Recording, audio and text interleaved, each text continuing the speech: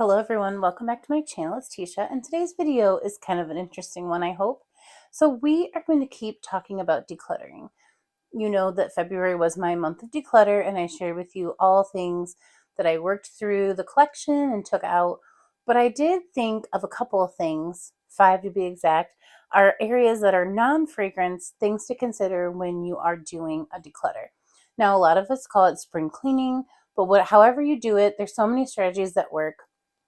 And it's always just a good time to out with the old, in with the new, or to take a second to just look at everything you have and decide if it's overwhelming you or if it's time to let some things go. And we don't have to throw anything away. We can give it to friends and family who can use it. We can gift it if it's new and we just never got to it. We can sell it, or we can just, in this case, have less. And so these are the areas that I thought of. And again, nothing that are original ideas. I wasn't the first person to say this, but I don't know who the first person was. So shout out to them, whoever it was. But these are just the areas that I'm now working on. They're not physical declutters as much. They're more just like, yeah, these are different areas that I definitely want to experience less stuff in. So let's just jump in. The number one is email subscription. And I know this is different for everyone. Some people don't care, but I do not like thousands of emails when I don't check it every day. I have a work email, I have a YouTube email, and then I have just like one where all of the different places I've ever shopped at kind of send me their daily deal type of thing. And, every once in a while when I order, I'm going through all those emails and I can't find the confirmation because I've got so many. I'll have 1,000 if I don't check it for a week because it's something I've been using for so many years that so many companies now have that email and they send me things even though I haven't bought for them for a decade or so. So my tip for that is if you really need to avoid the temptation, then you can actually click into that email and at the bottom it will say unsubscribe. Now, I know that's tedious, so you may not want to do it with everything, but if there are just a ton of emails in there, like I get emails from all kinds of coupon places, because I used to do a lot more couponing than I do, teacher sites, because I used to kind of shop from them for different ideas and things. So I can go in and unsubscribe because I can always go back if I need it, but that way I'm not getting a daily email that's in the way of something I'm looking for. And like I said, it makes it a little harder to spend your money if you have to go back to the website instead of just clicking through an email. So that's a tip.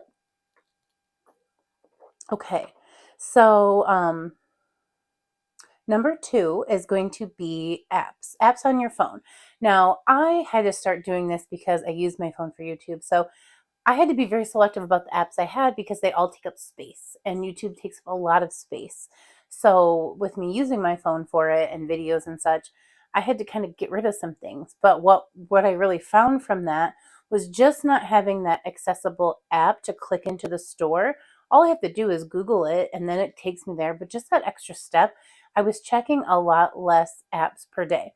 So again, if I had a little bit of free time at work, I might click through 6 or so different apps. Well, they're tracking all of that. So, sorry.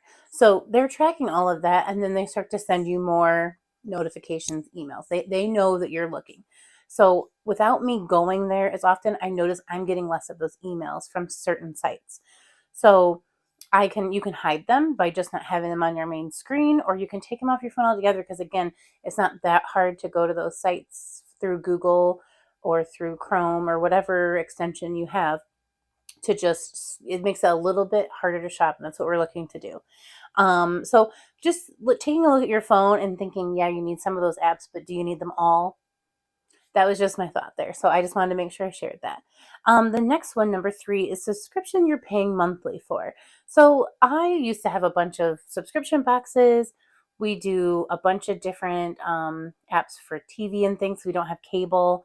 I did a couple for my son, and I realized that we weren't really using them anymore. So we sat down and just kind of looked at our bill and said, oh, I didn't realize I was getting charged $2.99 a month for that. Or what were annual ones? There's a couple, like Aaron gets he's like a hog member for Harley Davidson. So he has an annual membership that just automatically comes off his card. And when you add all that up, it adds up to be a lot of money. So you don't have to cancel them all, but are there some you're not using? You could save money that way. and you can always go back to them if you miss them. So I know there's like companies out there that can actually help you track that if you're not sure, if you have some open subscriptions out there. I think Truebill might be one. I was able to do it by just going through my card information, but you can also use an app service like that. Sorry, I had a sneeze and I hope I don't have another one. So if I look like I was crying, I'm not. I'm not missing those subscriptions that much that I'm tearing up. Okay, number 4 is once a month, I declutter an area of my home that includes expiration dates. So yes, of course, you want to think of your pantry and your fridge and your freezers. We have a little bit of a pantry out in the garage. We have one in the house. We have our fridges and a deep freeze. I like to rotate all of those things. Those are probably things you're already doing. But I think about like bathroom cupboards. They have soaps and medicines and things. So once a month, I just pick one area where I'm going to like declutter it. So I just take around like a Bath and Body Works bag like this, and anything that's expired goes in one, anything that we're just not using goes in another. And it really helps keep everything fresh. So like I said, I can have a lot of stuff on hand. I have a lot of stuff, but I know that everything is still good because I do this on a really consistent basis. So I just thought I would mention that. Like, think about your hair care, your skin care, your medicines, you know, like I'm trying to think of other things, your body care, your makeup. If you coupon and you have a little stockpile, that needs to be rotated because the dates are long, but like they come up on, you quickly. And if it's in a place where you're not easily accessing these items, you might even forget that they're there. So I know like sometimes I have a little drawer where I usually get toothpaste for free just because coupons are good. But every once in a while I'll be at the store and I'm like, oh, I'm out of toothpaste. And I buy one. And then I'm like, oh yeah, I have like 3 in the drawer, like things like that, or deodorants or things like that. So just making sure like anything that could expire is rotated in and out. And then the last one, this is like the funniest one, but collections like this. So this is a bag of bags. So just roll with me. So I think it's so great to reuse bags or to recycle them. We reuse them for little garbages in the house, or when I do my empties, I always fill a Bath and Body Works bag and toss that. But like we, do Walmart pickup and they bag everything in one item per bag almost. So we have a ton of this. And like you only need like one. So we have one under every sink, and then now I just toss the rest, or I put them back in the car to recycle when I go back to the store. So if you have this going on and every time you open your cupboard, they come out at you, you're stressed out, right? You're frustrated. So just take care of that. But another thing that happens to me quite a bit is this. I have this going on where I have a bag of these under my vanity in this office, like a bag of bags. So, these can be recycled as well. And I do find them to be very helpful. It's always good to keep a couple on hand. But if you have this going on, that's taking up valuable space. Not space that you need to fill with other products, but space that you don't realize like you could, just have less clutter, and you're seeing less clutter. So your brain's feeling less cluttered. So number 5 is to look at areas where you have bags of bags, and just keep one. I promise you're going to go to the store again before you completely run out, and if not, I will send you some in the mail for free. How about that?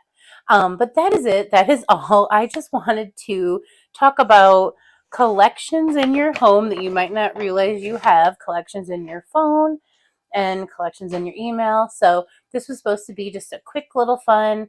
Remember to declutter the other things, because each and every time you get to the end of a task, you feel so good, right? So let me know down below of some areas that are non-fragrance related, are things to consider decluttering, because we can talk about them in the comments. We can share them with each other. And like I said, I just get to go into spring. Even if I do bring in new stuff, I know that the stuff that's here is rotated, refreshed, less, and that makes me feel very happy. So again, let me know down below what you think, and I'll see you in a video probably tomorrow. Bye, guys.